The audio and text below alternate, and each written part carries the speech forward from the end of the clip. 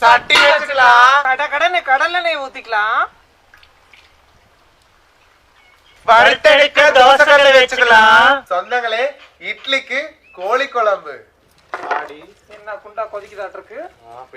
அத சொல்லல, ஒன்னதான் சொல்றேன். கொதிக்கிற குழம்புல கோழிய சேர்த்துக்கலாம். கை பத்திரம்.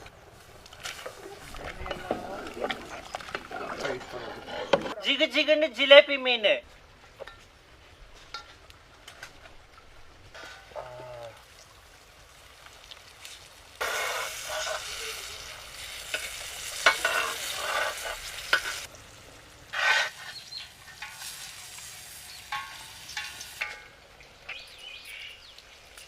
முழு கோழிய முக்கிரலாம்.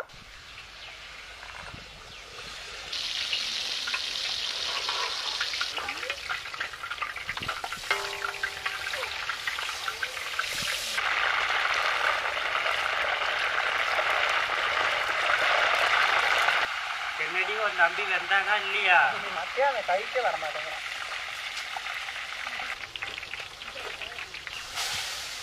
ஒரு ஜோடி காடை பொரிச்சு எடுத்துக்கலாம்.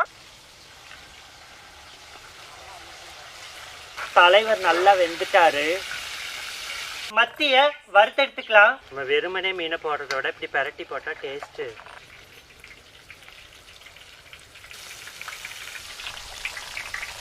கொளுத்த கோழி சப்பைய பொரிச்சு எடுத்துக்கலாம்.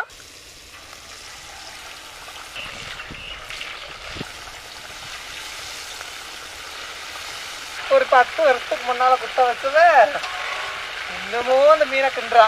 இல்ல நீ சொல்லு, 30 வருஷத்துக்கு முன்னாடி சொல்லு.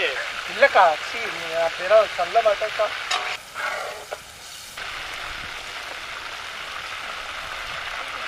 பக்குவமா மசால் தடவுன பாறை. தண்ணியும் ஊத்தியாச்சு. இப்ப மூடி போட்டுடலாம். Lunch time. வெயி இன்னும் வெயி. இன்னும் வைக்கிற இருமா. டைகர் பிரானா. ஜிலேபி மீன் வச்சுக்கிறேன். இது மீனாடும் பாறை. பாத்துக்க. மடக்குன்னு மத்தி. நறுக்குன்னு கடிக்க நண்டு.